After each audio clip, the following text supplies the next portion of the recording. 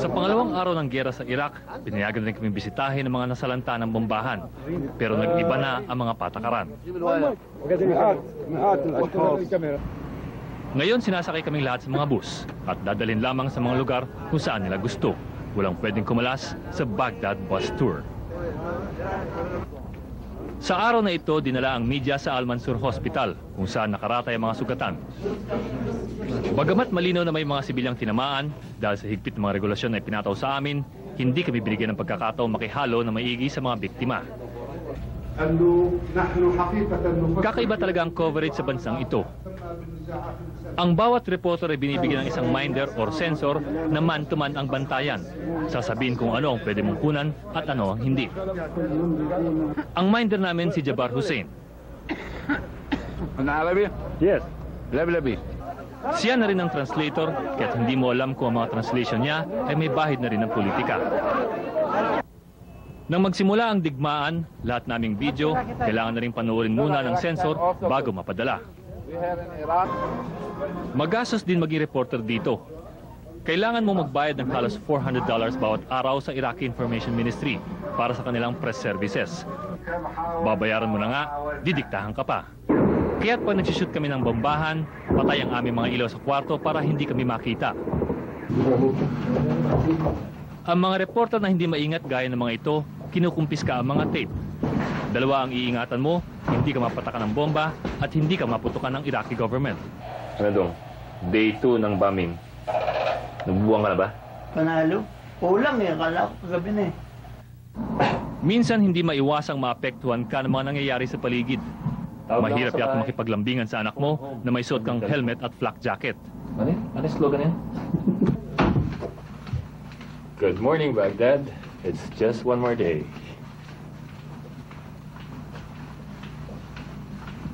Sabi ko, puro may mga tama sa ulo yung pinapadala dito. At yung katabi mo ito, kung saan din ang galing. Hey, Ritarios, say hi. Galing to sa Afghanistan, galing sa kung saan bansa na pinanggalingan natin. Kung may tama sa ulo mga tao rito, ba't nandito tayo? May tama na sa ulo. Sorry.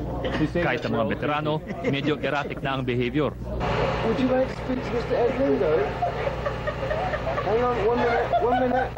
Mr. Edlingo. Are you serious? Yeah. You're kidding. No, I'm not. I'm your secretary.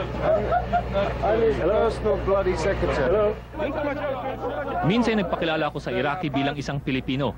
Binanatan ako kaagad ng Espanyol. Más que defendernos y a luchar con toda la fuerza. Tango na lang ako ng tango. Naintindihan ko lang siya nang sabihin niyang muchas gracias. Muchas gracias. Muy bien. Paano naman hindi iikot ang mundo mo sa isang bayang puno ng kabalintunaan? Isang malaking desyerto kung saan sagana ang pagkain na tinatapon lamang. Ang dami nagugutom sa Pilipinas. Isang bayan kung saan sobrang mura ang gamot. 12 pesos ang isang banig ng antibiotic, samantalang 12 pesos ang isang tableta sa Pilipinas. Pero dahil sa UN sanctions, kulang-kulang naman sila sa ibang gamot, gaya ng gamot para sa sakit na leukemia na dumami matapos ng unang Gulf War. They're crying here coming to me. I can't find this drug to give it for them. They said that this is a triglyceride, nitrate, and this is used for the bombs formation or something. Isang bayan kung saan $5 lamang sa isang taon ng edukasyon at 70% daw ay nakapag-aral ng kolehiyo.